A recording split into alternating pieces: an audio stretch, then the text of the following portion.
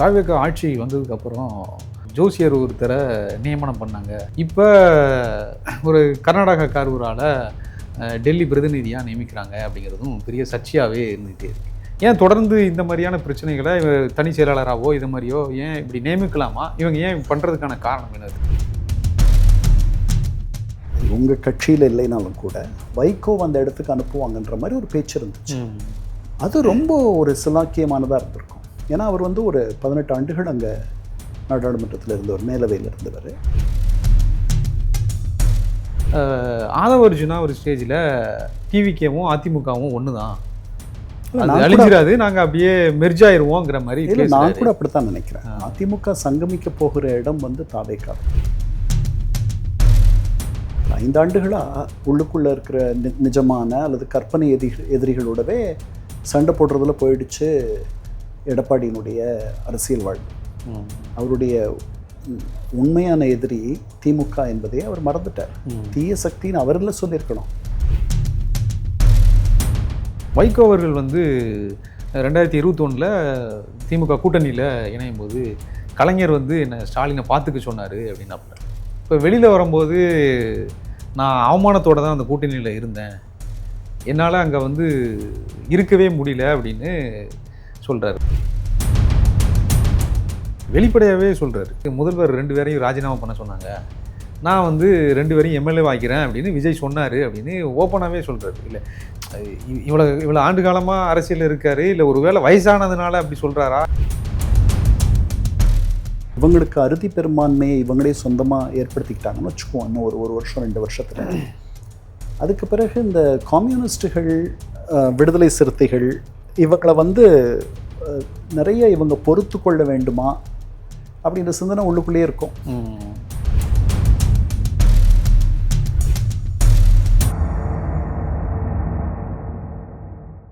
வணக்கம். நம்மோடு இன்று இணைந்திருப்பவர் ஐநா முன்னாள் அதிகாரி கண்ணன் அவர்கள். வணக்கம் சார். வணக்கம் ஃபீலிக்ஸ். சார், தாவேக ஆட்சி வந்ததுக்கப்புறம் முதல்ல அவர் ஜோசியர் ஒருத்தரை நியமனம் பண்ணாங்க தனி செயலாளராக அப்படின்னு. அது பெரிய சர்ச்சையாச்சு. அவங்கள 24 ஹவர்ஸில் அப்புறம் ஒரு 40 நாள் கழித்து ஜெகதீஷ் பழனிசாமி நான் வந்து தனி செயலாளராக இருக்கிறேன் அவருக்கு அப்படின்னு 40 நாள் கழித்து அவராகவே வெளியிடுறாரு, அரசும் வெளியிடலை. இப்போ ஒரு கர்நாடகக்காரரால் டெல்லி பிரதிநிதியாக நியமிக்கிறாங்க அப்படிங்கிறதும் பெரிய சர்ச்சையாகவே இருந்துகிட்டே இருக்குது. ஏன் தொடர்ந்து இந்த மாதிரியான பிரச்சனைகளை தனி செயலாளராகவோ இது மாதிரியோ ஏன் இப்படி நியமிக்கலாமா? இவங்க ஏன் பண்ணுறதுக்கான காரணம் என்ன? தாவேக இல்லை, அவங்க நியமிப்பதற்கு அதற்கு எல்லாம் சட்டத்திலையும் மற்றபடியும் நிர்வாகத்திலையும் அவர்களுக்கு இடம் இருக்குது. அதுக்கு எல்லா உரிமையும் அவருக்கு இருக்குது. அவர் தனிப்பட்ட முறையில் யாரை வேணாலும் தனி செயலாளராக வச்சுக்கலாம். அவரோட கூட இருக்கிற திரைத்துறையில் இருந்து அவருடைய தனி செயலாளரை அவர் அரசுக்கு கொண்டு வந்திருக்காரு. அரசு சம்பளம் கொடுத்து அதை பண்ணுற மாதிரி பண்ணியிருக்காரு. இதுக்கு நேர்மாறாக ஒன்று நடந்துச்சு. அது என்னென்னா, கலைஞர் இருக்கும் பொழுது சண்முகநாதன் அரசு துறையில் இருந்தார். அவர் ஒரு அரசு எனக்கு சரியாக நினைவு இருக்குமானால் அவர் உள்துறையில், ஹோம் மினிஸ்ட்ரியில் அவர் வந்து ஒரு குறிப்பு எழுதுகிறவர். அவர் எதிர்கட்சியாக கலைஞர் இருந்த பொழுது அவர் வந்து அவருடைய பேச்சுக்களை சுருக்கெழுத்தில் எழுதி எடுத்துகிட்டு போயிட்டு கொடுப்பார் போலீஸ்க்கு. அதான் அக்ஷர சுத்தமாக அவர் எழுதுவார். இது தெரிய வருது கலைஞர் ஆட்சிக்கு வரும்பொழுது. அப்போது அவர் என்ன பண்ணுறார், இவரை அழைச்சி நீ அரசு வேலையை விட்டுட்டு என்னோட வந்து என்னுடைய நேர்முக உதவியாளராக வந்துடுன்றார். நீங்கள் முன்னாடி நம்ம இப்போ பார்த்ததுக்கு நேர்மாறாக நடக்குது. அவர் அரசில் இருக்கார், வந்துடுங்க, நான் சம்பளம் தரேன், வந்துடுறார். அதுக்கப்புறம் அவங்க அது ஒரு நேரம் நடக்குது. அதுக்கப்புறம் ஆட்சிக்கு வந்த பிறகு திருப்பி அவரையே வந்து திருப்பி அரசு முறை அரசு செயலாளராக ஆக்குனாரா அல்லது தனியாக வச்சுக்கிட்டாரான்றது எனக்கு சரியாக நினைவில்லை. ஆனால் இப்படி நடந்திருக்கு. நீங்கள் தனிப்பட்ட முறையில் ஒருத்தரை நேர்முக செயலாளராக வச்சுக்கலாம், அதில் ஒன்றும் சிக்கல் இல்லை. அதை வந்து ஏன் இந்த நியமனத்தை இவ்வளவு நாள் கழித்து அவங்க சொல்கிறாங்கன்றது மட்டும்தான் எனக்கு கொஞ்சம் பதைப்பாக இருக்குது.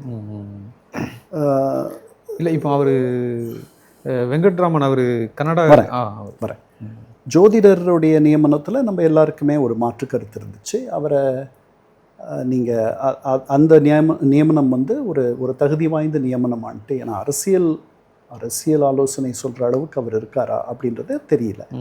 அதனால் அது பெரிய ஒரு சிக்கலாச்சு. நல்ல வேளைக்கு ஒரு 24 மணி நேரத்தில் அவங்க அந்த நியமனத்தை திரும்ப பெற்றுக்கொண்டார்கள். இவர் ஒரு தயாரிப்பாளர், அவருடைய கடைசி படத்தை தயாரித்தவர், மலேசியாவில் ஒரு பெரிய விழா அந்த படத்தை ஒட்டி அவர் எடுத்தவர் அப்படின்றது மட்டும்தான் நமக்கு தெரியும். அவர் ஆந்திராவை சேர்ந்தவர்ன்றது தான் தகவல், கன்னடம்ல.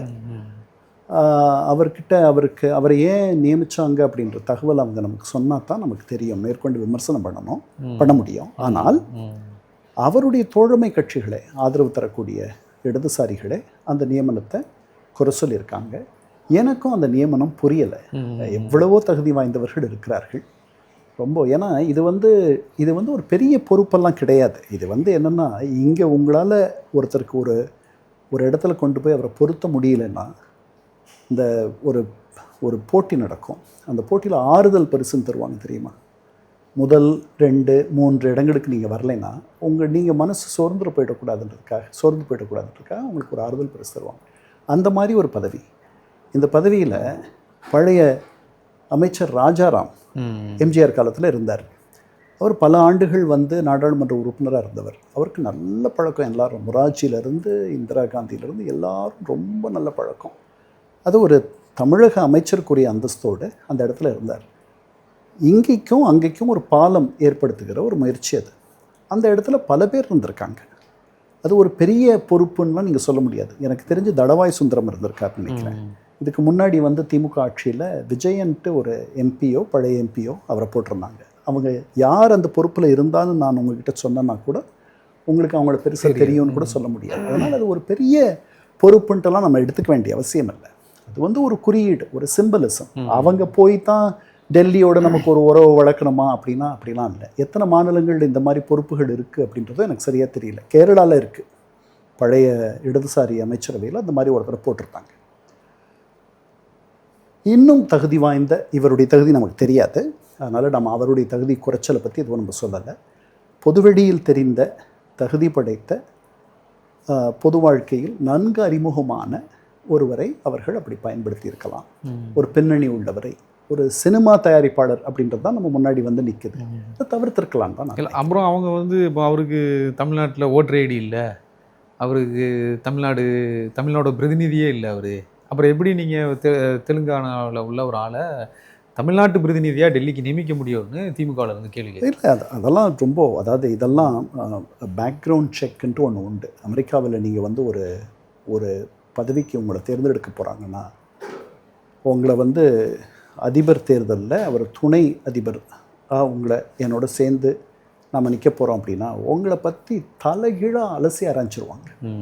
ஏன்னா உங்களை அறிவித்த பிறகு பின்னாடி ஏதாவது சிக்கல் வந்துருச்சுன்னு வச்சுக்குவோம். நீங்கள் ஒரு முன்னாடி ஒரு வங்கி ஊழலில் நீங்கள் மாட்டிக்கிட்டீங்க 30 வருஷம் முன்னாடி, இதெல்லாம் நீங்கள் சொல்லணும். அதெல்லாம் அப்புறம் அவங்க யோசித்து, சரி இது இப்போ இந்த நியமனத்திற்கு முன்னாடி இவங்க என்ன பண்ணியிருக்கணும், இங்கே அவருக்கு வாக்காளர் அட்டை இருக்கா, எவ்வளோ நாள் இங்கே இருக்கார், இந்த மாதிரிலாம். இதை முழுக்க தவிர்க்கிறதுக்கு இதை விட எவ்வளவோ பழைய, உங்கள் கட்சியில் இல்லைனாலும் கூட வைகோ அந்த இடத்துக்கு அனுப்புவாங்கன்ற மாதிரி ஒரு பேச்சு இருந்துச்சு. அது ரொம்ப ஒரு சிலாக்கியமானதாக இருந்திருக்கும். ஏன்னா அவர் ஒரு 18 ஆண்டுகள் அங்கே நாடாளுமன்றத்தில் இருந்தவர், மேலவையில் இருந்தவர். அவருக்கு நிறைய பேர் பழக்கம். இந்த பாஜக அரசோடு கூட அவருக்கு நல்ல நட்பு உண்டு. எல்லாருக்கிட்டேயும் அவருடைய வயதும், அவருடைய முதிர்ச்சியும், அவருடைய பக்குவமும், அவருடைய நீண்ட கால பொது வாழ்க்கையும், அவர் தமிழ்நாட்டுக்கு முல்லை பெரியார் ஆகட்டும், அல்லது ஸ்டெர்லைட் ஆகட்டும், காவிரி ஆகட்டும், இல்லை மற்ற எவ்வளவோ பொது பிரச்சனைகளில் அவர் அவருடைய பங்களிப்பை தந்திருக்கார். அதனால் அவர் மேலே நமக்கு எவ்வளோ விமர்சனங்கள் இருந்தாலும் கூட பொது வாழ்க்கையில் ஒரு தகுதி படைத்த ஒருவர் அப்படின்ற மாதிரி இருந்திருக்கும். இவங்களுக்கும் அது ஒரு பெரிய கௌரவமாக இருந்திருக்கும். அவருக்கும் அவருடைய பொது வாழ்க்கையினுடைய அந்தியில் இருக்கார். அந்த நேரத்தில் இது ஒரு அங்கீகாரமாக இருந்திருக்கும். நல்ல ஒரு பிரிவாக இது அவருடைய பொது வாழ்க்கையிலிருந்து அவர் ஓய்வு பெறுவதற்கு ஒரு நல்ல வடிகாலாக அது அமைஞ்சிருக்கும். அதையெல்லாம் விட்டுட்டாங்கன்னு தோணுது. அதிமுகவிலிருந்து தொடர்ந்து 2ஆம் கட்ட 3ஆம் கட்டத்தில் இப்போ முதல் கட்ட தலைவர்கள் எல்லாருமே இங்கே டிவிகேக்கு வர ஆரம்பிச்சிட்டாங்க.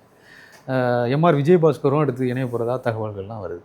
ஏற்கனவே ஒரு அமைச்சராக இருந்த விஜயபாஸ்கரும் அதிகாரப்பூர்வமாகவே அவர் விலகிட்டார். தொடர்ந்து இந்த நடவடிக்கை தாவேக்கா எடுத்துக்கிட்டே இருக்குது. இன்னொரு பக்கம் ஸ்டாலின் அவர்களும் இந்த ஆட்சி நிற்காது அப்படின்னு அவர் போகிற மேடை எல்லாமே சொல்லிட்டு இருக்காரு. இன்னொரு 6 மாதம் இல்லை 2029 இதுக்குள்ளேயே நாங்கள் இந்த ஆட்சி முடிஞ்சிரும்னு சொல்லிகிட்டே இருக்காங்க. ஒருவேளை இந்த அதிமுகவிலேருந்து இவங்க இங்கே அதிகமான ஆட்களை எடுக்கிறதுக்கான காரணம் உள்ளாட்சி தேர்தல்களில் இவங்களுக்கு ஸ்ட்ராங் பேஸ் இல்லை அப்படிங்கிறதுனால ஒருவேளை எடுக்கிறாங்களா? இல்லை, எனக்கு தெரியல எதனால் அப்படி பண்ணுறாங்கன்ட்டு. இவங்க அப்படி பண்ண வேண்டியதில்லைன்னு நினைக்கிறேன். ஏன்னா இப்போ இவங்க ஆட்சிக்கு வந்து ஒரு 50 நாள் தான் ஆயிருக்கு. இன்னும் பெரிய நல்லெண்ணம் இந்த ஆட்சிக்கு இருக்குதுன்னு நான் நினைக்கிறேன். ஒருவேளை உள்ளாட்சி தேர்தல்கள் இன்னும் சில மாதங்கள்லேயோ பல மாதங்கள்லேயோ நடந்தாலும் எப்படி இவங்க வந்து இயல்பாக இயற்கையாக எந்த விதமான துணையும் இல்லாமல் கட்டமைப்பும் இல்லாமல் பெரிய அளவில் பரப்புரையும் இல்லாமல் எப்படி இவங்க ஆட்சி இவ்வளவு வாக்குகளை பெற்றார்களோ அது மாதிரி அதில் கொஞ்சம் இவங்க உள்ளாட்சி தேர்தலிலும் பெறுவார்கள். அதிமுகவினுடைய கட்டமைப்பில் தான் இவர்கள் சவாரி செய்ய வேண்டும் என்ற நிலையில் இவர்கள் இருப்பதாக நான் எண்ணவில்லை. உள்ளாட்சி தேர்தல்களில் வெற்றி பெறுவது என்பது அதுக்கு வேற ஒரு சூத்திரம் உள்ள. அங்கே உள்ளுக்குள்ளே வந்து நீங்கள் எவ்வளவு செல்வாக்கு மிக்கவர், அப்புறம் இவர்கள் இந்த முறை இந்த பொது தேர்தல்கள் கடந்து வந்த சாதி மதம் இதையெல்லாம் கடந்து இதெல்லாம் கடக்க முடியுமா உள்ளாட்சி தேர்தல்னு எனக்கு தெரியல. உள்ளாட்சி தேர்தலில் மேக்சிமம் ஜாதி மதம் எல்லாம் அதெல்லாம் இருக்கும், அதெல்லாம் வந்துடும். அதனால் இவர்கள் ஒரு தூய்மையான ஆட்சியை தரணும்னு நினச்சா இந்த மாதிரி அதிமுகவிலிருந்து ஒரு கரை சுமத்தப்பட்டவர்கள், கரை படிந்தவர்கள், அவங்களெல்லாம் வந்து இவர்கள் வெகு வேகமாக எடுத்துக்கொள்வது அப்படின்றதுல கொஞ்சம் நிதானம் காட்டலாம். எனக்கு தெரிஞ்சு இவங்களால் முடியுமானால் அவர்களெல்லாம் சேர்த்துக்க வேண்டிய அவசியம் கூட இல்லை. தொண்டர்களை எடுத்துக்கலாம், பிரச்சனை இல்லாத 2ஆம் கட்ட தலைவர்களை எடுத்துக்கலாம். ஆனால் ஒரு ஊழலோட அந்த பழைய அமைச்சரோட பேர் சம்மந்தப்பட்டிருக்கு, அதை சொல்லித்தான் அதை சொல்கிறாங்க அப்படின்னு வரும்பொழுது அப்படிப்பட்டவர்களெல்லாம் வந்து இவர்கள் எடுத்துக்கணுமா அப்படின்றது எனக்கு தெரியல. இல்லை, ஏற்கனவே பிஜேபி வந்து அதிமுகவை அழிக்குது, அதை கரைய பண்ணுது அப்படின்னு திமுக குற்றம் சாட்டு வச்சுட்டே இருந்தாங்க. ஆதவ அர்ஜுனா ஒரு ஸ்டேஜில் டிவிகேவும் அதிமுகவும் ஒன்று தான், அழிஞ்சிடாது, நாங்கள் அப்படியே மெர்ஜ் ஆயிடுவோங்கிற மாதிரி. நான் கூட அப்படித்தான் நினைக்கிறேன். அதிமுக சங்கமிக்க போகிற இடம் வந்து தாவேக்கா தான். ஏன்னா அதிமுக தன்னுடைய திமுக எதிர்ப்பை செய்யவில்லை. அதுக்கு அது அது வந்து கொடுக்குற விலை இப்போது 5 ஆண்டுகளாக அது வந்து உள்ளுக்குள்ளே இருக்கிற நிஜமான அல்லது கற்பனை எதிரிகளோடவே சண்டை போடுறதுல போயிடுச்சு எடப்பாடியினுடைய அரசியல் வாழ்வு. அவருடைய உண்மையான எதிரி திமுக என்பதை அவர் மறந்துட்டார். தீய சக்தின்னு அவரில் சொல்லியிருக்கணும், அவர் சொல்லலையே. அதனால் அது ஒரு விலை கொடுக்குது. அதனால் அது தானாக கரைஞ்சிட்ருக்கு. அந்த கரையிறதை இன்னும் துரிதப்படுத்துகிறாங்க. இல்லை, அதன் தொண்டர்கள்னு சொன்னீங்க. இப்போ போகிறது எல்லாமே தலைவர்கள் தான் போகிறாங்க. இவங்க பின்னாடி ஏதோ ஒரு 10,000 தொண்டர்களோ இல்லை 20,000 தொண்டர்கள் நான் கூட்டு போகிறேங்கிற மாதிரி யாருமே போகல. களத்தில் போகிறாங்க. ஆனால் ஒரு தொண்டர் தற்கொலை பண்ணுறாரு. நீங்கள் வந்து இப்படி தாவைக்கால போகிறத வந்து நான் ஏற்றுக்கலை அப்படின்னு அவங்க 25 எம்எல்ஏக்கள் போகும்போதே ஒரு தொண்டர் தற்கொலை பண்ணார். தொண்டர்கள் மனநிலை அப்படியே தானே இருக்காங்களோன்னு தோணுது. இல்லை, தொண்டர்கள் மனநிலை வந்து அது நடந்துச்சு. சில இடங்களில் வந்து தொண்டர்கள் வேறு மாதிரி கூட யோசிப்பாங்க. இந்த அதாவது திமுக எதிர்ப்பை ஊட்டி வளர்த்து ஒரு 60 ஆண்டுகளாக அரசியல் செய்த ஒரு இயக்கம் அதிமுக. அந்த இயக்கம் திமுகவினுடைய துணையோட ஒரு ஆட்சி அமைக்க முற்பட்டுச்சு அப்படின்ற செய்தி வந்து எத்தனை தொண்டர்களுக்கு ஓப்பாக இருக்கும் அப்படின்னு எனக்கு தெரியல. அதனால் தொண்டர்கள் மத்தியில் ஒரு 2 விதமான மனசு இருக்கும்னு தான் எனக்கு தோணுது. அங்கேயா அப்படி இல்லை, திமுக எதிர்ப்பு தான் அவங்களுக்கு முக்கியமானது. அதை யார் செஞ்சாலும் அவங்களுடைய நிறுவன தலைவர் புரட்சி தலைவரை அவங்க யார் தூக்கி நிறுத்தினாலும் அவங்க பின்னாடி அவங்க அணிவுறுத்துருவாங்க. அதுக்கப்புறம் அவங்க அங்கே இருக்கக்கூடிய சங்கடம் என்னென்னா, அந்த இடத்துல இவர்களுக்கு என்ன மாதிரியான வரவேற்பு இருக்கும், இவர்கள் எப்படி வந்து அங்கே பொருத்தப்படுவார்கள், இதெல்லாம் வேணால் சிக்கலாக இருக்கலாம். மற்றபடி திமுக எதிர்ப்பு அப்படின்ற ஒரு ஒற்றை புள்ளியில் தாவேக்காவும் அதிமுகவும் இணைஞ்சிருவாங்க. அதிமுக அதை வந்து இந்த தலைமையில் அதை வேகமாக பண்ணாதனால அவர்கள் கொஞ்சம் கொஞ்சமாக கரைஞ்சி இந்த பக்கம் வர்றதுக்கு வாய்ப்பு இருக்குது. வைகோ அவர்கள் வந்து 2021 திமுகவில் சேரும்போது, திமுக கூட்டணியில் இணையும் போது கலைஞர் வந்து என்ன ஸ்டாலினை பார்த்துக்க சொன்னார் அப்படின்னாப்புல. இப்போ வெளியில் வரும்போது நான் அவமானத்தோடு தான் அந்த கூட்டணியில் இருந்தேன், என்னால் அங்கே வந்து இருக்கவே முடியல அப்படின்னு சொல்கிறாரு. ஒருவேளை அவங்க அதிகாரத்துக்கான ஒரு ஒரு ஸ்டேஜை மாறதுக்காக அந்த மாதிரியான முடிவுகளை எடுக்கிறாங்களோ? இல்லை, அப்படி இல்லை. முதல்ல வைகோ வந்து ஒரு உணர்ச்சி கோலம். அவர் சொல்வதிலெல்லாம் நீங்கள் வந்து அதில் நிறைய நம்ம வந்து அர்த்தம் தேட வேண்டிய அவசியம் இல்லை. அவர் ஒரு உணர்ச்சி பூர்வமானவர். பொது வாழ்க்கையில் இவ்வளோ உணர்ச்சி பூர்வமான வெகு சிலர் தான் பார்க்க முடியும். அதில் அவர் தலையாயவர். அதனால் உங்களை உயர்த்தினா அவர் வானத்துக்கு உயர்த்திடுவார், உங்களை கீழே போட்டார்னா பூமிக்கு எவ்வளோ முடியுமோ கீழே புதைச்சிருவார். அது திடீர்னு பார்க்கும்போது நமக்கு முரணாக தெரியும்ல. அது இல்லை, அவர் முரண்கடனுடைய மொத்த உருவம் தான், அதில் ஒன்றும் சந்தேகம் இல்லை. அவருடைய பொது வாழ்க்கை தொண்டு, அவருடைய பொது வாழ்க்கை சேவை, அவருடைய பொது வாழ்க்கை பங்களிப்பு, இதெல்லாம் தான் வந்து அவரை ஒரு மரியாதைக்குரிய நபராக, இன்னும் அவரை பற்றி இதெல்லாம் தெரிஞ்சவர்கள் மத்தியில் அவர் அப்படி தென்படுறதுக்கு ஒரு காரணமாக இருக்குது. அவருடைய உணர்ச்சி போக்கில், உணர்ச்சி பெருக்கில் அவர் சொல்கிறதெல்லாம் எடுத்துக்கிட்டோம்னா அவர் மேலே பெரிய மரியாதை நமக்கு இருக்குமான்லாம் நமக்கு தெரியாது.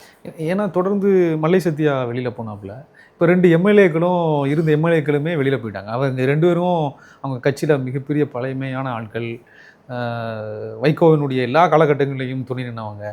அப்படி இருக்கிற ஆட்களே மதிமுகவில் இருந்து திமுகவில் போய் சேர்றாங்க. இல்லை, அதுதான் சொன்னேனே, அவர் வந்து உணர்ச்சி பூர்வமாக பேசுகிறாரு. அவர் சொல்கிறார் அவமானத்தோடு இருந்தோன்ட்டு. அப்போவே வந்திருக்கலாமே, அப்போவே அவருக்கு வாய்ப்பு இருந்துச்சு. இந்த கூட்டணியிலிருந்து எங்கள் சொந்த சின்னத்தில் நிற்க முடியலன்னு சொல்லிட்டு தாவேக்கா கதவுகள் திறந்தானே இருந்துச்சு. ஆமாம், வந்திருந்திருக்கலாமே. அதனால் அவர் வந்து கடைசி நேரத்தில் தன்னுடைய முடிவுகளை மாற்றிக்கொள்பவர். உணர்ச்சியை விட்டுட்டும் அவர் உணர்ச்சி வசப்படாத ஒரு வைகோ. அழலாம் செஞ்சார் மல்லை சத்யா போகும்போது, பயங்கரமாக கதறி அழுது. அதனால் அவருக்கு வயதுமாகிவிட்டது.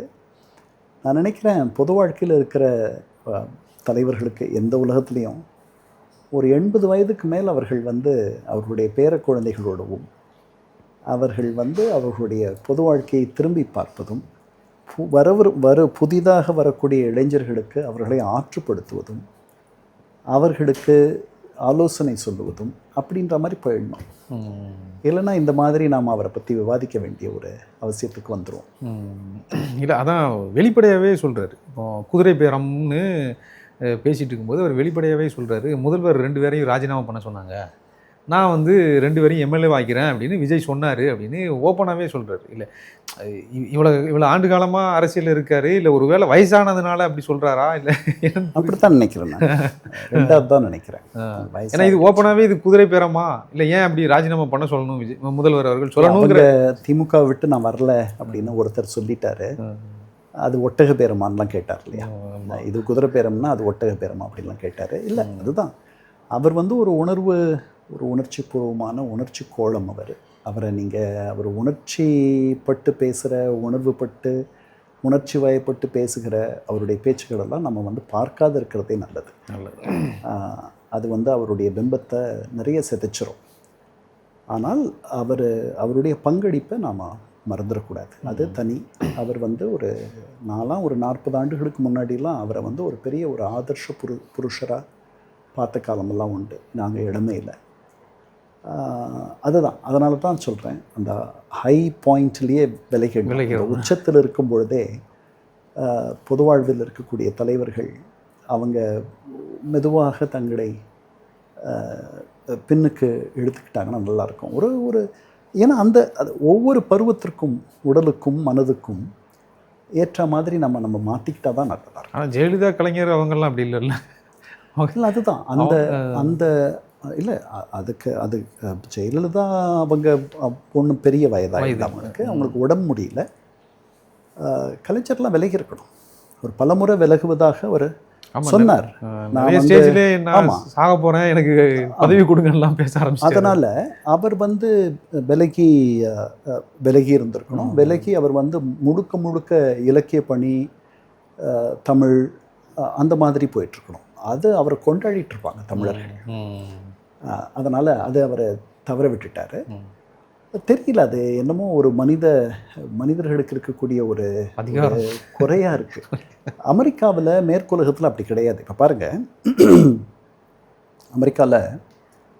அமெரிக்காவில் வெளியுறவுத்துறை அமைச்சராக இருக்கிறது தான் அந்த நாட்டினுடைய 3வது பெரிய பொறுப்பு. அது அதிபர், துணை அதிபர், அதுக்கப்புறம் அது இப்போ மார்க்கோ ரூபியோன்னு ஒருத்தர் இருக்கார். அதுக்கு முன்னாடி ஒபாமாவோட இருந்த காண்டலீசா ரைஸ், அந்த அம்மா ஸ்டான்ஃபோர்ட் பல்கலைக்கழகத்தில் ஒரு பேராசிரியராக இருக்காங்க. அவங்களே கரை ஓட்டிகிட்டு வருவாங்க.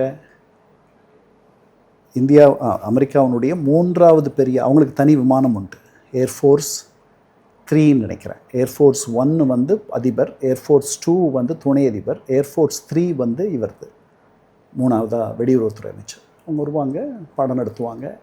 ஐயோ, இவங்க அவ்வளோ பெரிய பொறுப்பில் இருந்தாங்கன்ட்டு யாரும் அவங்களும் அலட்டிக்க மாட்டாங்க, மற்றவர்களும் அலட்டிக்க மாட்டாங்க. அப்போ நடந்தது ஏதாவது நிகழ்ச்சிகள் அவங்க சொல்லுவாங்க, வைப்பாங்க, போவாங்க. அவங்கள விட இன்னும் உங்களுக்கு தெரிஞ்ச ஒருத்தரை சொல்கிறேன், ஹில்லரி கிளின்டன். அவங்களும் வெளியுறவுத்துறை அமைச்சராக இருந்தாங்க நம்ம ஒபாமா கிட்ட முதல் முறை. 2வது முறை தான் காண்டலீசா ரைஸ்.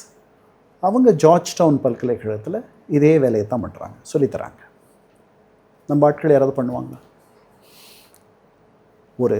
ஒரு மாநிலத்தில் அமைச்சராக இருந்த யாராவது ஒருத்தராவது இறங்கி வருவாரா? அதனால் நம்முடைய பொது வாழ்க்கை கண்ணோட்டம், நம்முடைய பொது வாழ்க்கை அமைப்பு முறைகள், இது ஆசியாவிலேயும் 3வது உலக நாடுகள் மத்தியிலையும் வளர்ந்து வரும் நாடுகளில் இது ஒரு மிகப்பெரிய ஒரு குறையாக இருக்குது. நம்ம ஸ்வீடன், நார்வே, அங்கெல்லாம் பிரைம் மினிஸ்டர் இதில் வருவார், சைக்கிளில் வருவார், ட்ரெயினில் போவார்.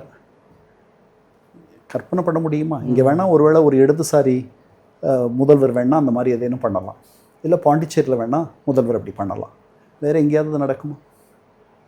கியூபாவில் நான் பார்த்துருக்கேன், அதிபர், கியூபாவினுடைய பிரசிடெண்ட், அவரை போகிறார், அவர் பின்னாடி ஒரே ஒரு கார் போகுது, எந்த ஆரவாரமும் இல்லை, அவருக்காக யாரும் எந்த போக்குவரத்தையும் நிறுத்தலை, ஒன்றும் நடக்கலை. கியூபாவினுடைய அதிபர். மு.க. ஸ்டாலின் அவர்கள் தொடர்ந்து எங்கே போனாலும் சரி, இன்னொரு 6 மாதத்தில் இந்த ஆட்சி முடிவடைஞ்சிரும் அப்படின்னு சொல்லிகிட்டே இருக்கிறாங்க. ஏன்னு அதிமுகவும் சொல்லி தெரியல. ஏன்னு சொன்னார்னு நம்ம அதை பற்றி பேசலாம். தெரியல எனக்கு ஏன் அப்படி அவங்க நினைக்கிறாங்கன்ட்டு. எனக்கு என்னமோ அந்த ஆட்சி நிற்கும்னு தான் தோணுது. இந்த ஆட்சி ஏன் போகணும் எனக்கு ஒன்றும் புரியல.